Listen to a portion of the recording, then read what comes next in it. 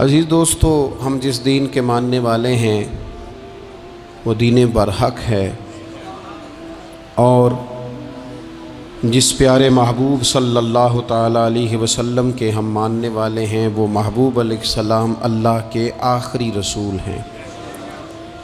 نبی اکرم صلی اللہ تعالیٰ علیہ وسلم کامل، اکمل اور مکمل دین لے کر تشریف لائے۔ اب یہ دین اسلام ایسا مضبوط، ایسا مستحکم دستور حیات ہے کہ قیامت تک اسی دین کا سکہ چلے گا۔ وقتی طور پر جو حالات امت پر اس وقت گزر رہے ہیں اس میں امت محکوم نظر آتی ہے، کمزور نظر آتی ہے، اور ہم دیکھتے ہیں کہ غیروں کا رعب بھی ہمارے حکمرانوں کے چہروں اور ان کے لہجوں پر نظر آتا ہے۔ جو قومیں کسی کا رعب اختیار کرتی ہیں، کسی شخص کو اس طرح کا بڑا جانتی ہیں کہ احساس کمتری کا شکار ہو جاتی ہیں، وہ اپنی آنے والی نسلوں کو کبھی مضبوط نہیں کر پاتی۔ اسلام عروج دیتا ہے بندے کو، مسلمان تیزی سے دبتے چلے جاتے ہیں۔ ملک شام کا بندہ آ گیا حضرت عمر کو ملنے، اس نے آتے ہی پوچھا تمہارے بادشاہ کا محل کہاں؟ انہوں نے کہا جی ہمارے بادشاہ کا محل نہیں ہوتا۔ ہمارے ہاں لوگوں نے سمجھ لیا نا کہ رعب شاید کپڑوں کا ہوتا ہے، رعب شاید گاڑیوں کا ہوتا ہے، بنگلوں کا ہوتا ہے، بہت بڑی کوٹھی کا رعب ہوتا ہے۔ اور نہیں بھائی، رعب تو بندے کے کردار کا ہوتا ہے، اس کے افکار کا رعب ہوتا ہے، رعب اس کے اونچے خیالات کا ہوتا ہے۔ کہاں ہے آپ کے بادشاہ کا محل؟ تو نے کہا محل شہل تو کوئی نہیں، مسجد میں ہوں گے امیر المومنین۔ بندہ کہتا ہے میں سوچ میں پڑ گیا کہ جس کے نام سے میرا بادشاہ کانپتا ہے وہ مسجد میں ہوگا، گن میں نہیں کوئی نہیں، ہٹو بچو ہی کوئی نہیں، ادھر ادھر ہی کوئی نہیں، پہرے دار ہی کوئی نہیں۔ مسجد میں جا کے پوچھا جناب عمر، کہنے لگے ادھر ہی تھے۔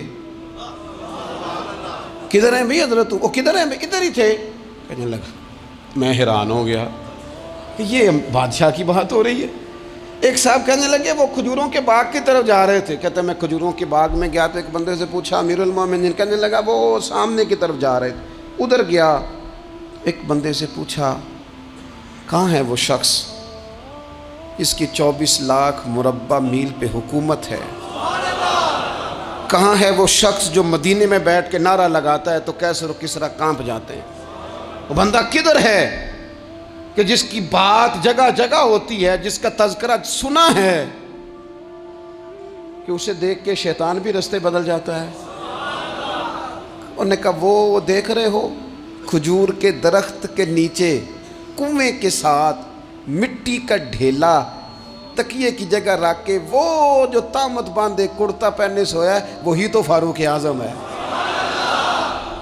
وہ شخص کہتا ہے عمر سوئے تھے۔ شیر سویا بھی ہو تو اس کا رعب ہوتا ہے۔ شیر جو ہوتا ہے، شیر کبھی سو بھی جائے نا تو لوگ پھر بھی خوف کھاتے ہیں، اور اس کے جاگنے کا خوف کھاتے ہیں کہ یہ کہیں جاگ نہ جائے۔ شیر جو ہوا، کہتے ہیں حضرت عمر سوئے تھے پر میں قریب گیا تو میرے وجود پہ رعب طاری ہو گیا، رعب،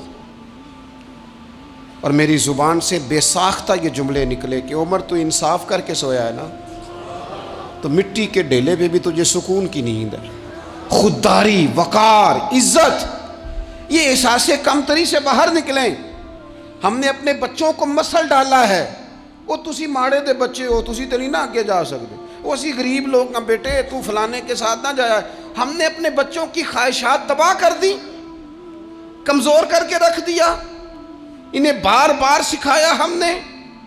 خوددار تھا وہ باپ جس کی تھوڑی سی آمدن تھی پر وہ گرمیوں میں اپنے پتر سے کہتا تھا پتر بڑھولے میں دانے ڈال دیے ہیں، تمہاری ماں نے مرتبان میں اچار ڈال دیا ہے، لو اب ساری گرمیاں پرواہ کوئی نہیں۔ وہ خوددار لوگ تھے، لیکن آج یہ دین غالب ہونے کے لیے آیا ہے، مسلمان نے غالب ہونا ہے۔ یہ تھوڑا اپنی ذات سے اٹھ کر جب سوچے گا نا، بڑی بات کرے گا، بڑی سوچ پیدا کرے گا، بڑا اس کا مزاج ہوگا، کھلا اس کا دل ہوگا، تو پھر نا یہ ذرا سر اٹھا کے جیے گا۔ قرآن مجید کی جو آیہ کریمہ میں نے تلاوت کی، اللہ کریم نے فرمایا هو الذی ارسل رسولہ بالہدی ودین الحق، فرمایا وہ قادر مطلق ہے جس نے اپنے رسول کو ہدایت اور حق دے کے بھیجا ہے۔ دو چیزیں دے کے بھیجا ہے، ہدایت اور حق۔ کتاب ہدایت اور حق حضور لے کے آئے۔ کس لیے بھیجا ہے؟ کہ نرا تسبیح پڑھیں اور سو جائیں؟ نرا جناب عبادت کریں اور آرام کریں؟ نرا جناب تلاوت کریں اور آرام کریں؟ نہ، هو الذی ارسل رسولہ بالہدی ودین الحق، وہ رب ہے جس نے اپنے نبی کو، اپنے رسول کو ہدایت اور حق دے کے بھیجا ہے۔ کیوں؟ کہ لیظہرہ علی الدین کلہ، تاکہ اس دین کو تمام دینوں پر غالب کر دے، اس کو غالب کرے، ہر دین پر یہ دین چھا جائے۔ وَلَوْ كَرِهَ الْمُشْرِكُونَ، اگرچہ مشرکوں کو یہ بات بری ہی لگے، نا پسند آئے، کسی کو نہیں آتی۔ لِيُظْهِرَهُ عَلَى الدِّينِ كُلِّهِ، یہ دین غالب ہونے کے لیے آیا۔ غالب، تو نماز بھی پڑھ، عبادت بھی کر، لیکن یہ بھی خیال رکھ کہ دنیا میں نماز والے نبی کا نظام بھی قائم کرنا ہے۔ تیرے پاس نری مسجد نہیں ہونی چاہیے، حکومت بھی ہونی چاہیے۔ مسلمان کے ہاتھ میں نری تسبیح نہیں ہوگی، یہ انان حکومت بھی چلائے گا۔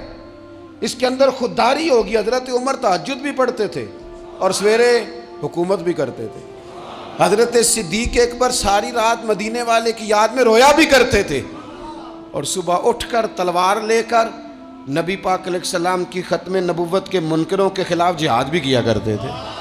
جب تک اپنے مزاج میں وہ شوق نہیں پیدا ہوتا کہ دین کو غالب کرنا ہے، جد و جہد کرنی ہے، کوشش کرنی ہے، بڑا سوکھا ہے ہمارے لیے بھی۔ آرام سے نماز پڑھیں، نفل پڑھیں، عبادت کریں، اور ویسے بھی اسے لوگ زیادہ بڑا پیر سمجھتے ہیں جس کی تسبیح زیادہ لمبی ہو۔ وہ زیادہ بڑا پیر ہوتا ہے جس کی پگڑی ذرا زیادہ بڑی ہو، جبہ تگڑا پہنے، حجرے کے اندر رہے، باہر نہ نکلے، اور اندر جائیں 2 منٹ کے لیے حضرت کی زیارت کریں، باہر آ جائیں بس چھٹی، وہ زیادہ پیری مریدی ہو جاتی ہے۔ پیر تو بولتا ہی نہیں۔ وہی ہے تیرے زمانے کا امام برحق، اقبال کہنے لگے وہی ہے تیرے زمانے کا امام برحق، جو تجھے حاضر و موجود سے بیزار کرے اور موت کی شکل میں دکھلا کے تجھے جلوہ یار، زندگی تیرے لیے اور بھی دشوار کرے، تو تیرا جینا مشکل کر دینا، وہ تیرے زمانے کا امام برحق ہے، تیرے لیے زندگی دشوار کر۔ یہ کیا بات ہوئی کہ ٹھیک ہے جناب آپ موج کریں جو دین غالب ہونے کے لیے آیا، دین کے مزاج میں غلبہ ہے، دین کی طبیعت میں غلبہ ہے۔ دیندار چھا کے وقت گزارا کرتے ہیں۔ اللہ تعالیٰ نے اس دین کے اندر وہ قرار دیا ہے، وہ وسعت دی ہے، وہ درد دیا ہے، وہ ذوق دیا ہے۔ اپنے اندر سے وہ بت توڑ ڈالیں جو بت مایوسی پھیلاتے ہیں، ان جگہوں سے نکل آئیں جہاں انسان کمزور پڑتا ہے۔ اٹھ باندھ کمر کیوں ڈرتا ہے، پھر دیکھ خدا کیا کرتا ہے۔ آگے کی طرف دیکھیں، آگے کی طرف دیکھیں۔ میرے نبی اکرم صلی اللہ تعالیٰ علیہ وسلم نے فرمایا حالات جتنے بھی خراب آ جائیں، ماحول جتنا بھی بگڑ جائے، امت پر دشواری جتنی بھی آئے، حضور علیہ الصلوۃ والسلام نے فرمایا ہے یہ دین اسلام ہے۔ یہ مسلم کے لفظ ہیں۔ حضور فرماتے ہیں یہ دین ہمیشہ قائم رہے گا، اور فرمایا ایک جماعت ہوگی پوری میری امت کی جو دین اسلام کے دفاع میں کام کرتی رہے گی، جد و جہد کرتی رہے گی، کوشش کرتی رہے گی، ہمت کرتی رہے گی۔ میرے عزیز حضور نے فرمایا ہمیشہ یہ دین قائم رہے گا، اور ایک جماعت ہمیشہ اس دین کے لیے کام کرتی رہے گی۔ اور میرے نبی پاک علیہ السلام نے فرمایا 100 سال کے بعد تو اللہ ضرور اس امت میں ایک ایسا شخص پیدا کرے گا، یہ ابن ماجہ میں حدیث موجود ہے، جو اس دین کی نئے سرے سے تجدید کر دے گا۔ وہ لوگ آتے رہے، جب حالات بڑے بگڑے تو حضرت عمر بن عبدالعزیز آ گئے، حالات کا رخ بدل کے رکھ دیا۔ پھر معاملات بڑے بگڑے تو امام شافعی جیسے لوگ آ گئے، غوث اعظم جیلانی جیسے لوگ آ گئے۔ حالات بڑے بگڑے تو شیخ عبدالحق محدث دہلوی جیسے لوگ آ گئے۔ ہندوستان میں جب ماحول بڑا کٹھن ہوا تو اعلیٰ حضرت فاضل بریلوی جیسے لوگ آ گئے۔ ہر صدی کے سرے پر اللہ تعالیٰ ایک مجدد بھیجے گا، حضور کا وہ غلام دین کو نئے سرے سے تازہ کرے۔ دین کے چمن میں ہمیشہ بہار رہے گی، ہمیشہ نورانیت رہے گی۔ ہمیشہ نور علی نور رہے گا یہ کام. صرف کرنے کا کام کیا ہے؟ یہ دین تو پھلے گا پھولے گا. جو آگے بڑھ کے خدمت میں حصہ ڈال لے گا نا وہ اپنا نفع کرے گا. یہ قرآن پاک ہے. یا ایھا الذین آمنوا ان تنصروا اللہ ینصرکم ویثبت اقدامکم. اللہ فرماتے ہیں اے لوگو اگر تم اللہ کے دین کی مدد کرو گے نا تو اللہ تمہاری مدد کرے گا. وَيُثَبِّتْ أَقْدَامَكُمْ اور تمہارے قدم جما دے گا, تمہیں استقامت دے. تم آگے, اور دین کی مدد صرف پیسوں سے نہیں ہوتی. کوئی شخص سمجھے کہ فقط مال سے مدد ہوتی ہے. جب آپ وقت پر آ کر مسجد میں جمعے کی نماز ادا کرتے ہیں تو یہ بھی آپ دین کی خدمت ہی کرتے ہیں. جب آپ دینی اجتماعات کی رونق بڑھاتے ہیں تو یہ بھی آپ دین کی خدمت ہی کرتے ہیں. جب آپ کسی دین کے طالب علم کا حوصلہ بڑھا دیتے ہیں نا, بیٹے بڑی بات ہے قرآن پڑھتے رہنا, یہ بھی آپ خدمت ہی کرتے ہیں. جب آپ دین کے بارے میں کسی جگہ بیٹھ کے اچھی بات کر دیتے ہیں, یار اللہ کا فضل ہے ہمارے دین میں یہ خیر اللہ نے رکھی, یہ بھی آپ دین کی مدد ہی کرتے ہیں. آپ کسی بھی جگہ کسی بھی حوالے سے دین کے لیے کوئی بھی پیغام دیتے ہیں, کوئی بھی بات کرتے ہیں تو آپ دین کی, یہ ساری خدمات دینیاں ہیں, یہ سارا درد ہے, یہ سارا ذوق ہے. ہم اپنا اپنا حصہ جس طرح بھی ملا سکیں دین کی حمایت میں, دین کی مدد میں. جہاں کوئی ایسی بات ہو رہی ہو وہاں ہم دفاع کے لیے کھڑے ہو جائیں. ہر شخص اپنے اپنے مقام پر دینی ابلاغ میں, دین کی تبلیغ میں اپنا کردار ادا کرے. ایک جملہ کوئی بول دے نا رسول پاک کے دین کی مدد میں, ایک جملہ, یعنی کسی کو صرف اتنا کہہ دینا کہ یار تو اپنے بیٹے کو, تیرے 5 بیٹے ہیں, ایک کو قرآن مجید کا عالم ہی بنا دے. تو کہہ کے چلا گیا اور تو تیری وجہ تجھے خبر بھی نہیں کہ شاید اس نے تیری وجہ سے اسے داخل کرایا ہے. لیکن وہ اگر آ گیا پڑھ گیا تو دیکھ تجھے اجر اللہ کتنا عطا فرمائے. آدھا جملہ بول کے دین کے معاملے میں معاون بنے, کوئی خیر کا لفظ بول کے معاون بنے. ہم نہ ہمت نہیں کرتے, ہم کہتے ہیں وہ فلانا کرے گا, بڑا آدمی کرے گا, مولانا کریں گے, پیر صاحب کریں گے. اپنا اپنا حصہ, اپنی اپنی خیر. حضرت عمر نے بھی بڑا کام کیا ہے دین کی خدمت میں, پر سیدنا بلال کی خدمت کا کوئی انکار کر سکتا ہے؟ ڈیوٹی حضرت صدیق اکبر کی بھی زیادہ ہے, پر جناب سلمان فارسی کی خدمت کا انکار کیا جا سکتا ہے؟ ہر ایک نے کام کیا, ہر نقطے کا اپنا عروج ہے, اپنی اور یہ دین غالب ہوگا, غالب. یہ مت سمجھیں تھوڑے سے حالات کمزور آئے ہیں اور تھوڑا سا مسلمان محکوم ہوئے ہیں مالی طور, اپنی کوتاہیوں کی وجہ سے ہوئے, اپنی غلطیوں کی وجہ سے ہوئے, اپنے اعمال کے سبب ہوئے. تو ڈر ڈر کے نہ جئیں. نبی پاک صلی اللہ تعالی علیہ وسلم سفر پہ تشریف لے گئے. حضور علیہ السلام کی عادت کریمہ تھی جب سفر پہ جاتے تھے تو سب سے آخر میں ساری تیاری کر کے سامان سمیٹ کے سب سے آخر میں سیدہ فاطمہ الزہرا سے ملتے, پھر سفر شروع ہوتا. اور جب حضور واپس آتے تو سب سے پہلے سیدہ فاطمہ سے ملتے رضی اللہ تعالی. حضور کافی دنوں کے بعد سفر سے واپس آئے, لمبا سفر تھا. سیدہ فاطمہ الزہرا رضی اللہ تعالیٰ عنہ سے ملنے گئے.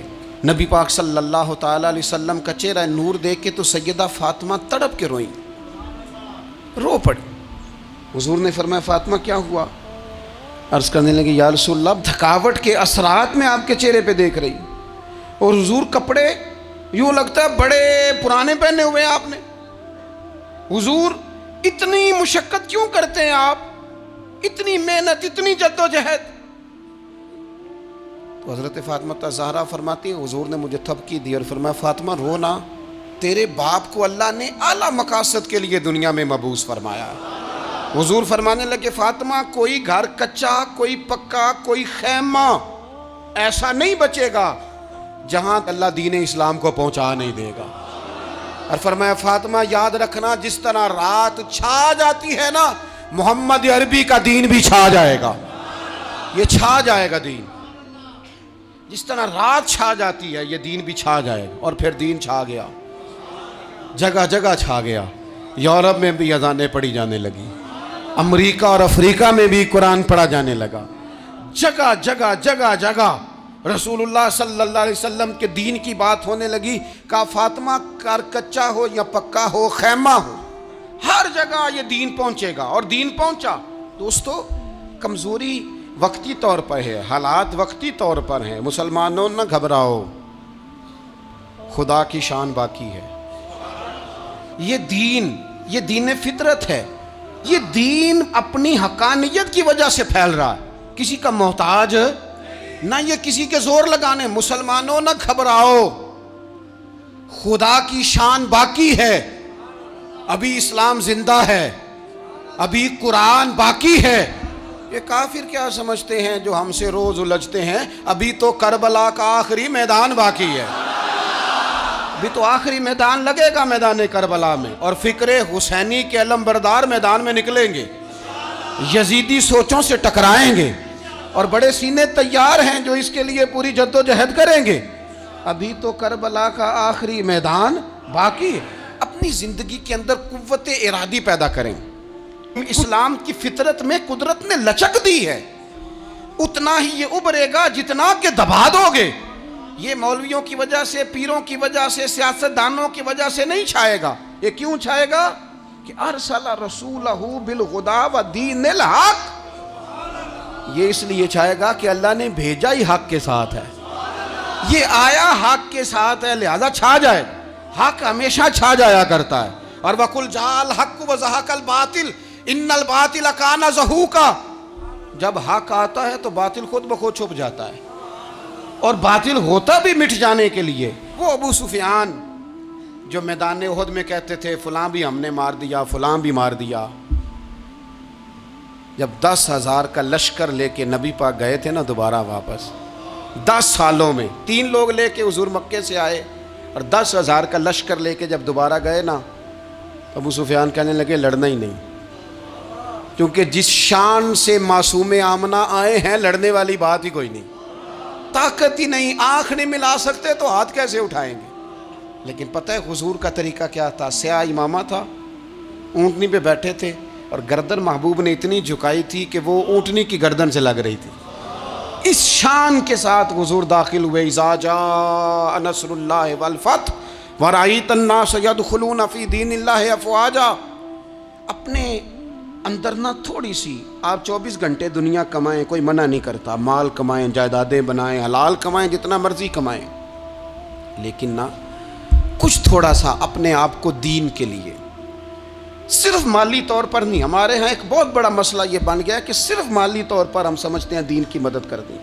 اگر آپ کی بیٹی پردے کی عادی ہو گئی ہے تو آپ نے دین کی خدمت میں ایک حصہ ڈال لیا ہے۔ اگر آپ کے گھر کے اندر آپ ان ساری چیزوں کو بین کرنے میں کامیاب ہو گئے، یا ایھا الذین آمنوا قوا انفسکم واہلیکم نارا، ایمان والو خود بھی دوزخ سے بچو، اپنے اہل خانہ کو بھی بچاؤ۔ اگر فحاشی اور ریانی کا رستہ آپ نے اپنے دروازے کے باہر روک دیا ہے تو آپ نے دین کی خدمت کر لی ہے۔ اگر آپ اپنے دوستوں کو نمازی بنانے میں کامیاب ہو گئے، اگر آپ چند لوگوں کو قرآن پڑھانے میں کامیاب ہوئے ہیں، تو پھر کچھ نہ کچھ حصہ آپ نے دین میں شامل کیا ہے۔ کرنے کا کام یہ ہے کہ اپنا اپنا حصہ، اپنی اپنی خیر دین میں ملائیں، جد و جہد کریں، کوشش کریں۔ 2 جملے بول کر، جب کوئی بندہ کہہ رہا ہونا جی بڑا مشکل ہے دین پہ عمل کرنا، تو اسے کہیں دین پہ ہی چلنا تو آسان ہے، دین پہ چلنا ہی تو آسان ہے۔ وہ جس شخص نے جاتے جاتے رستے میں کہا تھا نا حضرت عبداللہ مزنی کو کہ میں ایک مدینے میں چاند چڑھا دیکھ کے آیا ہوں، کہ جس کے قریب سے جو گزرتا ہے اسے بھی نور ملتا ہے، تو اس کی ایک بات گھر کر گئی، جناب عبداللہ مزنی مدینے والے کے عاشق ہو گئے۔ آپ کہہ دیں بات پھیل جائے گی، اللہ اسے پھیلا دے گا۔ اپنے مقام پر بیٹھ کر اپنے میں فیکٹری کے مالک سے کہا کرتا ہوں کہ تو نا مسجد ضرور بنا چھوٹی سی، دفتر والوں سے کہا کرتا ہوں کہ یہاں نا نماز باجماعت کا بندوبست ضرور کراؤ۔ میں کہتا ہوں یہ سارے دین کے کام ہیں۔ آپ اپنے حلقہ یسر میں کہیں یہاں نماز باجماعت ہوگی، یہاں سویرے آتے ہی پہلے تلاوت ہوگی، یہاں پہلے قصیدہ بردہ شریف۔ آپ کوئی خیر کے کام میں اپنا حصہ ڈالتے رہیں، انشاءاللہ یہیں سے چنگاریاں بنیں گی، یہیں سے انقلاب برپا ہوگا۔ اور امام جعفر صادق کے قول پر اپنی بات سمیٹوں گا۔ کسی نے کہا تھا میں دین کی تبلیغ کرنا چاہتا ہوں، تو فرمانے لگے سوکھا حال ہے، تو دین پہ عمل کرنا شروع کر دے، دین کی تبلیغ ہونی شروع ہو گئی۔